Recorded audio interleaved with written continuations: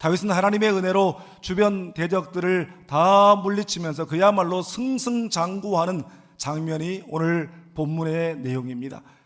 오늘 본문 역대상 18장이 시작되는 1절은 그 후에 라고 하는 말로 시작합니다.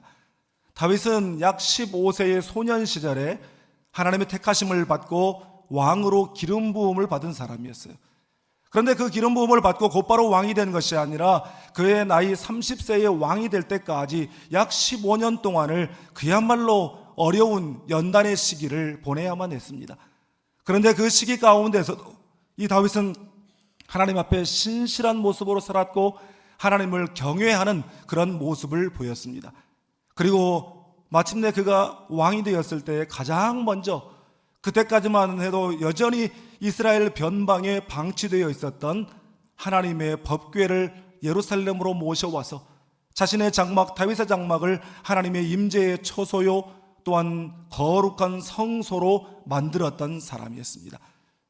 그리고 난 다음에 또한 그는 화려한 백항목 궁전에 자신은 거하고 있는데 하나님의 법궤는 초라한 장막 아래 거하는 것이 못내 마음이 아팠어요. 그래서 하나님을 위해서 성전을 지어드릴 그런 소원을 갖게 됩니다. 그러나 여러분 잘 아시다시피 하나님께서 그것을 거절하시죠. 하지만 하나님께서 다윗이 품고 있는 그 마음을 너무 귀하게 여기시고 고맙게 생각하셔서 다윗에게 놀라운 축복의 말씀을 주십니다.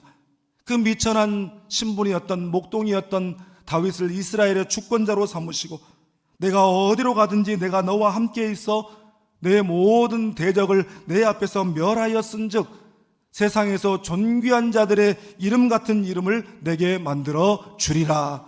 참 놀라운 축복을 해주셨죠. 이처럼 하나님의 놀라운 축복과 약속의 말씀에 용기 백배한 다윗이 이제 이스라엘을 괴롭히던 대적들인 주변 국가들을 정복하기 시작합니다.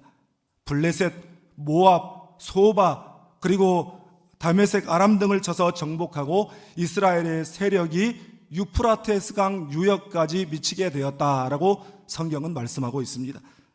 그런데 본문은 이러한 다윗의 승리, 다윗의 승승장구를 하나님이 주셨다라고 말씀하고 있어요. 이것이 역대기의 역사관입니다. 다윗의 승리에는 다윗의 용맹함과 또한 그의 가슴에 품은 그 비전, 또한 탁월한 리더십도 있었을 것이고 다윗의 용사들도 활약도 있었을 것이고 백성들의 감동적인 헌신도 분명히 있었을 것입니다. 그러나 역대기 기자는 거기에 관심을 두고 거기에 초점을 두고 있는 것이 아니라 오직 여호와 하나님께 관심을 두고 하나님께 초점을 두고 있다는 것입니다. 여러분, 우리 모두가 이러한 인생관, 이러한 역사관, 이러한 세계관을 갖게 되기를 축복합니다. 그 중심에 하나님이 계심을 보는 눈, 주인공이 하나님이심을 보는 눈, 그래서 모든 것을 하나님이 하셨음을, 모든 승리가 하나님의 승리임을 고백하는 여러분 되시기를 주님의 이름으로 축복합니다.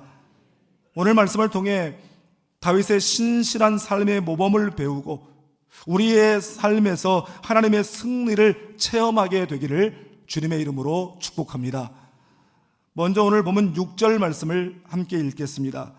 다윗이 다메섹 아람에 수배들을 두매 아람 사람이 다윗의 종이 되어 조공을 바치니라. 다윗이 어디로 가든지 여호와께서 이기게 하시니라. 아멘. 본문은 6절과 13절에 두 번이나 동일하게 다윗이 어디를 가든지 여호와께서 이기게 하셨다라고 강조하고 있습니다. 여러분, 다윗의 승리는 하나님께서 이루신 승리라는 거예요. 이것이 역대기의 역사관이기도 하지만 다윗이 하나님의 주권을 인정하는 사람이었기 때문에 하나님께서 행하신 승리였다라고 하는 사실을 강조하고 있는 것입니다. 앞에도 말씀드렸듯이 다윗이 왕이 된 후에 가장 먼저 한 일은 하나님의 법궤를 모셔오는 일이었어요. 우리가 3월 달에 이 하나님의 법궤에 대해서 2주 말씀을 함께 나눴는데 하나님의 법궤는 하나님의 임재와 영광을 상징하는 것이죠. 그런데 엘리 제사장 때에 이것을 블레셋 사람들에게 빼앗겨 버렸어요. 그런데 이 법궤 때문에 블레셋 사람들이 큰 어려움을 당하자 다시 이스라엘로 법궤를 되돌려보내는데, 되돌려보내는 과정 중에도 문제가 있어서 이 법궤가 이스라엘 변방의 벳세메스로 갔다가 다시 기럇 여아림으로 옮겨져서 그곳에서 수십 년 동안 잊혀진 채로 방치되어 있었습니다. 그러다가 이스라엘에 이제 왕정시대가 왔고 초대 왕으로 사울이 세워졌고, 그 사울이 40년 동안 왕으로서 제위에 있었습니다. 그런데 사울은 그 40년 통치 기간 동안 단 한 번도 하나님의 법궤를 거들떠보지도 않았어요. 사울이 죽고 이제 다윗이 왕이 된 후에야 하나님의 법궤를 모셔오게 된 것이죠. 열왕기 역대상 13장 3절에서 다윗은 이렇게 안타까운 고백을 합니다. 우리가 우리 하나님의 궤를 우리에게로 옮겨오자 사울 때는 우리가 궤 앞에서 묻지 아니하였느니라 하매, 여러분 이 구절 가운데 다윗이 왜 그토록 하나님의 법궤를 모셔오고자 했는지 그 이유가 나타나요. 하나님의 궤 앞에서 묻기를 원했다는 것입니다. 하나님의 임재 앞으로 나아가서 하나님의 뜻을 구하기를 원했어요. 다윗의 생애를 대표하는 표현이 성경들에 나타나는데, 그 표현들이 어떤 것이냐면 다윗이 여호와께 여쭈어 이르되, 다윗이 여호와께 여쭈어 아뢰되, 다윗이 여호와께 묻자와 이르되, 이것이 다윗의 전 생애를 대표하는 그런 표현이었어요. 다윗은 자신이 왕이고 자신이 주권자였지만 여전히 하나님의 왕 되심과 하나님의 주권자 되심을 인정하는 사람이었던 것입니다. 그래서 그의 소년 시절 블레셋의 장수 골리앗과 맞서 싸울 때에도 또 여호와의 구원하심이 칼과 창에 있지 아니함을 이 무리에게 알게 하리라. 전쟁은 여호와께 속한 것인즉 그가 너희를 우리 손에 넘기시리라. 이렇게 그는 선포했습니다. 전쟁은 여호와께 속한 것이다. 전쟁의 승패가 여호와의 손에 달렸다. 여호와께서 주권자 되신다. 주관자 되신다. 이런 바른 믿음을 가지고 살아가는 이 다윗을 하나님께서 귀하게 보시고 골리앗을 이기게 하시고, 또한 왕이 된 후에도 주변 대적들을 다 이기게 하신 줄 믿습니다. 여러분, 전쟁터에 나가는 병사가 지휘관의 작전 명령을 잘 듣고 그대로 수행해야 승리하는 것처럼, 또한 우리 모두가 하나님의 주권을 인정하며 하나님의 명령, 하나님의 말씀에 순종할 때에 영적 전쟁과 삶의 전쟁에 승리하게 될 줄 믿습니다. 우리 모두가 왕이신 하나님의 주권을 인정함으로 하나님 말씀에 순종하는 믿음의 사람들 될 수 있기를 주님의 이름으로 축복합니다. 다음으로 본문 7절, 8절, 2절 말씀을 함께 읽겠습니다. 다윗이 하다데셀의 신하들이 가진 금방패를 빼앗아 예루살렘으로 가져오고, 또 하다데셀의 성읍 디브핫과 군에서 심히 많은 놋을 빼앗았더니 솔로몬이 그것으로 놋대야와 기둥과 놋그릇들을 만들었더라. 아멘. 다윗이 주변 나라들을 정복할 때마다 수많은 전리품들을 거두어 들였어요. 수천 수만의 병거, 기병, 보병은 말할 것도 없이 금방패를 빼앗고 수많은 놋과 금, 은을 전리품으로 거두게 되었습니다. 그런데 다윗이 그 모든 금, 은, 놋을 하나님께 드렸어요. 그래서 후에 솔로몬을 통해서 하나님의 성전이 지어질 때 성전 기물들을 만드는데 그 모든 것들이 사용되었습니다. 이처럼 다윗은 하나님 앞에 기쁨과 자원함으로 헌신과 드림의 삶을 살았던 사람이었습니다. 다윗이 하나님의 법궤를 예루살렘으로 모셔와서 자기의 장막에 안치한 후에 그가 가장 먼저 했던 일은 무엇이었냐면 바로 하나님 앞에 제사하는 일이었어요. 다윗은 철저하게 왕의 신분이 아닌 예배자의 신분으로 하나님 앞에 서기를 원했던 것입니다. 하나님의 법궤가 들어올 때 그 전 국가적인 그 어마어마한 위험 있는 행사 가운데 다윗은 왕복을 입고 의관 정제하고 거룩한 모습으로 그 앞에 나아가는 것이 아니라 하나님의 법궤가 들어올 때 하나님의 임재 앞에서 어린아이와 같이 기뻐 뛰놀고 있었는데, 그때 다윗이 입었던 옷은 왕복이 아니라 예배자에 오신 세마포 에봇이었다라고 하는 사실입니다. 여러분, 이것이 바로 다윗의 승리의 비결, 성공의 비결이었어요. 그는 왕이 된 후에도 첫 번째 우선순위가 바로 예배였어요.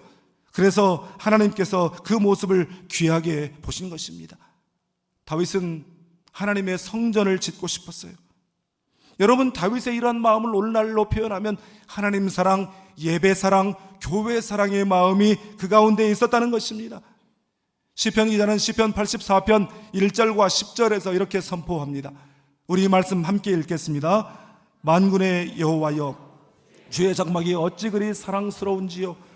주의 궁정에서의 한 날이 다른 곳에서의 첫날보다 나은즉 악인의 장막에 사는 것보다 내 하나님의 성전 문지기로 있는 것이 좋사오니. 아멘. 여러분, 나는 여러분에게 다윗이 품었던 그 하나님 사랑, 예배 사랑, 교회 사랑의 마음이 여러분에게도 넘쳐나기를 주님의 이름으로 축복합니다. 교회를 사랑하면 교회를 자꾸 가까이 하고 싶어져요. 자꾸만 교회 가고 싶어져요. 여러분, 일주일에 한 번만 하나님을 찾아뵙는 것이 아니라 날마다, 틈날 때마다 하나님을 만나는 여러분 되시기를 주님의 이름으로 축복합니다. 여러분, 그리고 예배는 자신이 은혜 받는 것도 중요하지만 사실 예배의 중심은 드림이고 헌신입니다.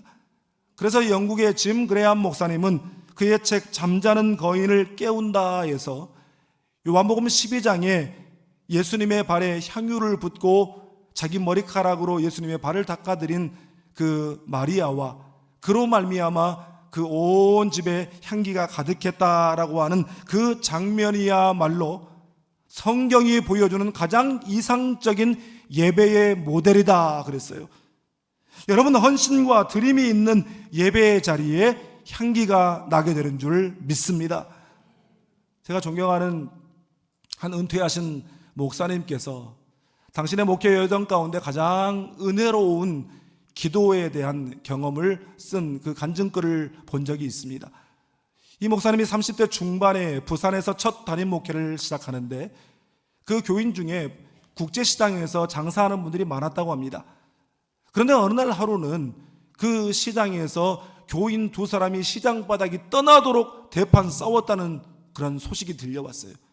그 싸운 당사자들은 한 분은 그 교회 시무장로님이시고 한 분은 그 교회에 막 전입한 협동 안수집사님이었다는 거예요. 그런데 하필 그날이 토요일이었어요. 밤 늦지막이 그 당사자인 장로님으로부터 전화가 걸려왔습니다. 목사님 이미 들으셨겠지만 이러저러한 것 때문에 제가 싸웠습니다. 그런데 문제는 내일 하필 제가 기도 순서인데 제가 이런 모습으로 너무 부끄럽고 죄스러워서 기도를 할 수 없으니 순서를 좀 바꾸어 달라는 그런 요청에 전화했어요. 그런데 목사님께서 이제 첫 목회에 또 융통성도 없고 원칙주의적으로 목회를 하다 보니까 장로님 절대 안 된다고, 오늘 밤 기도를 하시고 그냥 내일 기도하시라고 그렇게 하고 전화를 끊었어요. 그리고 이제 그 다음날 주일이 되었습니다. 평소 같으면 한 30분 전에는 일찍 나오셔서 기도하시면서 예배를 준비하시는 장로님이 아니 글쎄 시간이 다 되도록 장로님이 나타나질 않는 거예요. 그러다가 예배 시작 1분 전에 장로님이 오셨습니다. 예배가 시작되고 예배 순서가 진행되는데 장로님이 고개를 떨고 고개를 들지를 못하는 거예요. 그러다가 마침내 자기 기도 순서가 되어 강단에 섰습니다. 그런데 말문이 열리질 않아서 1분, 2분, 3분 동안 계속해서 침묵이 흘렀어요. 그러다가 끝내 울음을 터뜨리면서 하나님, 이 죄인을 용서해 주시옵소서, 그렇게 하면서 대성통곡을 하더라는 거예요. 서서 장로님이 울고 뒤에 앉아 계신 목사님도 울고 모든 성도들이 통곡하면서 기도를 드렸다는 것입니다. 그러면서 그 목사님이 그 경험을 통해서 자기의 몸을 하나님이 기뻐하시는 거룩한 산 제물로 드리는 산 제사라는 것이 바로 그런 것이었다라고 하는 경험을 하게 되었다라고 글을 마쳤습니다. 여러분, 우리 신앙생활에서 자아가 펄펄 살아있으면 사람들이 나를 뭐 대단하게 볼 것 같아도 여러분 그의 삶에서는 악취가 풍길 따름이에요. 그렇지만 겸손과 헌신 속에서 우리가 낮아짐으로 우리의 삶 가운데 예수의 향기가 진동하기를 주님의 이름으로 축복합니다. 마지막으로 본문 4절 말씀을 우리 함께 읽겠습니다. 다윗이 그에게서 병거 1000대와 기병 7000명과 보병 20000명을 빼앗고 다윗이 그 병거 100대의 말들만 남기고 그 외의 병거의 말은 다 발의 힘줄을 끊었더니 아멘. 오늘 본문을 묵상하다가 다윗의 행동 가운데 이상한 점 하나가 보였어요. 본문 4절에 보면 다윗이 가는 곳마다 이겨서 많은 전리품들을 거뒀는데 그 중에서 병거 1000대가 있었다. 이 병거라고 하는 것은 전쟁에 쓰는 수레를 끄는 것이죠. 전차라고 부르죠. 그런데 통상적으로 이 전차를 끄는 말은 2필에서 4필을 끄는 것이 일반적이었다고 합니다. 여러분, 그러면 병거 1000대면 몇 마리 말이겠어요? 최하 2000마리에서 4000마리의 말이에요. 그런데 그 뒤에 이어지는 내용을 보면 다윗이 그 병거 100대의 말들만 남기고 그 외의 병거의 말은 다 발의 힘줄을 끊었더라. 이상한 소리 아닙니까? 여러분, 전리품인 군마, 그 귀한 것 10%만 남겨놓고 90%는 발의 힘줄을 끊어버렸다는 거예요. 이건 상식에 맞는 일이 아니잖아요. 하나님께서 가는 곳마다 이기게 하셨고 그로 말미암아 많은 전리품들을 얻었으면 하나님이 주시는 선물이다 생각하고 감사함으로 받으면 될 텐데 왜 그 귀한 군마를 90%나 못 쓰게 만들어버렸냔 말이에요. 도대체 왜 그랬을까요? 여러분, 다윗은 하나님께서 왕에게 원하시는 것이 무엇인가를 분명히 정확히 알고 있었어요. 신명기 17장에 보면 이스라엘 백성들이 출애굽하여 아직 가나안으로 들어가기 직전이에요. 그런데 하나님께서 이스라엘 백성들이 가나안으로 들어가게 되면 이방 나라들처럼 분명히 왕을 요구하게 될 것을 미리 아시고 이스라엘의 왕이 금해야 될 3가지 금지 사항을 말씀하셨어요.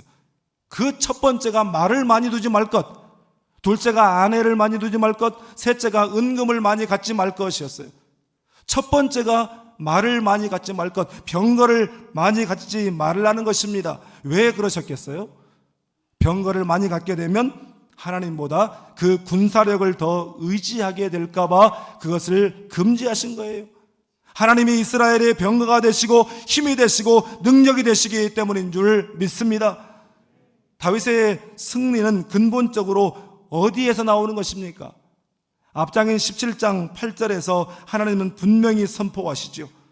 내가 어디로 가든지 내가 너와 함께 있어 내 모든 대적을 내 앞에서 멸하였은즉, 하나님이 다윗과 함께 계시기 때문에 모든 대적을 이기게 된다는 것입니다. 또한 역대상 11장 9절에서도 만군의 여호와께서 함께 계시니 다윗이 점점 강성하여 가니라. 다윗은 이것을 알고 있었어요. 자신의 승리의 비결이 자신이 용맹스럽고 비전이 있고 탁월한 리더십을 가지고 있고 또 자기 주변에 있는 용사들이 용맹하고 힘이 있는 장수들이고 자기가 강한 무기를 가지고 있고 수많은 병거를 가지고 있기 때문에 승리한 것이 아니라 하나님의 함께하심, 바로 거기에 승리의 진정한 비결이 있다는 사실을 알고 있었습니다. 여러분, 오늘날 하나님이 찾으시는 사람은 누굽니까? 오늘날 하나님이 함께 하시는 사람은 누굽니까? 하나님만 바라보고 하나님만 의지하는 사람, 그래서 세상의 힘을 상징하는 그 군마의 발의 힘줄을 끊어버리는 사람입니다. 하나님보다 더 의지하는 것, 나도 모르는 사이에 나에게 하나님이 되어 있는 것, 내 자아, 물질, 욕망, 야망, 명예, 여러분, 그런 것들을 끊는 결단이 있어야 하나님께서 함께 하시고 그것들을 버리는 결단이 있어야 하나님께서 이기게 하시는 승리를 체험하게 될 줄 믿습니다. 창세기 28장에 보면 야곱이 그 형 에서가 마땅히 받아야 될 축복을 형을 속이고 자기가 받은 일로 인해서 에서가 그를 죽이려고 하니까 에서를 피해서 자기 외가인 밧단 아람으로 도망을 가게 됩니다. 그런데 도망을 가다가 해가 지고 이제 아무도 없는 그 광야 들판에서 노숙을 하게 돼요. 그 노숙하는 자리에서 춥고 또 외롭고 무섭고 막막하기만 한 그 자리에서 그가 잠이 듭니다. 그리고 꿈을 꾸게 돼요. 그런데 꿈에 하나님께서 그에게 나타나셔서 그에게 말씀하시고 위로하시고 소망을 주시고 비전을 주시고 축복을 주시는데 그 말씀이 창세기 28장 15절의 말씀입니다. 우리 이 말씀 함께 읽겠습니다. 내가 너와 함께 있어 내가 어디로 가든지 너를 지키며 너를 이끌어 이 땅으로 돌아오게 할지라. 내가 내게 허락한 것을 다 이루기까지 너를 떠나지 아니하리라 하신지라. 아멘. 내가 내게 허락한 것을 다 이루기까지 내가 너를 떠나지 아니하리라. 여러분, 야곱이 잠을 깨어 일어나서 자기가 베개 삼고 누웠던 그 돌을 세워 기둥을 세우고 그 위에 기름을 붓고 이르되 이곳을 베델이라 여호와의 집이라 하였더라. 하나님 앞에 은혜에 대한 감사의 눈물이 있는 예배를 드렸습니다. 야곱이 자기 꾀를 의지하고 자기 야망을 의지하고 자기의 방법을 의지할 때 그의 삶의 자리에 하나님이 계시지 않았어요. 그러나 그가 아무것도 의지할 것이 없게 되었을 때에, 아무런 방법이 없고 미래가 불확실하고 생명의 위협을 느끼고 아무런 포 없이 길거리에 드러눕게 되었을 때에 어쩌면 그 밤에 야곱은 난생 처음 주여 하나님의 이름을 불렀는지도 모르겠습니다. 저는 야곱의 그 장면을 생각할 때마다 옛날 어린 시절 시골교회 예배당에서 어른들이 눈물을 흘리며 불렀던 그 찬송의 그 소리가 아직도 귀에 쟁쟁한 것 같아요. 내 고생하는 것 옛 야곱이 돌베개 베고 잠 갔습니다. 꿈에도 소월이 늘 찬송하면서 주께 더 나가기 원합니다. 옛날 어른들은 교회에 나오면 왜들 그렇게 울었는지 모르겠어요. 옛날 예배에는 눈물이 있었어요. 하나님 은혜에 대한 눈물. 하나님 말고는 달리 의지할 데가 없고 하나님 말고는 달리 도와줄 데가 없기 때문에 하나님의 도우심을 구하고 하나님을 의지하는 그 눈물, 그야말로 순교자적인 눈물의 예배가 옛날 어른들이 드렸던 예배였습니다. 여러분, 오늘날 왜 예배의 눈물이 말라버렸습니까? 오늘날 왜 신앙의 능력이 사라져버렸어요? 하나님 말고 바라보는 것, 하나님 말고 의지하는 것, 하나님 말고 방법이 너무 많기 때문이에요.